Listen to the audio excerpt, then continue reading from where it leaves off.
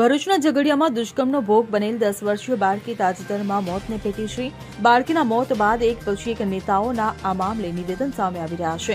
વિપક્ષી પાર્ટીઓ આ ઘટના મામલે કેન્ડલ માર્ચ યોજીને મૃતક બાળકીને શ્રદ્ધાંજલિ આપી રહ્યા છે અને બાળકી માટે ન્યાય માંગી રહ્યા છે. આ સાથે વિપક્ષના નેતાઓ દ્વારા આવી ઘટનાઓ વારંવાર સામે આવતા કાયદો અને વ્યવસ્થાની કથળતી સ્થિતિને લઈને ભાજપ સરકાર પર પ્રહાર કરી રહ્યા છે અને ગૃહમંત્રી હર્ષ સંઘવીનું રાજીનામું માંગી રહ્યા છે. ત્યારે અમરેલીમાં આ પાર્ટી દ્વારા કેન્ડલ માર્ચ યોજી મૃતક દીકરીને પાઠવી શ્રદ્ધાંજલિ પાઠવવામાં આવી હતી અને ગૃહમંત્રી હર્ષ સંઘવીના રાજીનામાની માંગ કરવામાં આવી હતી.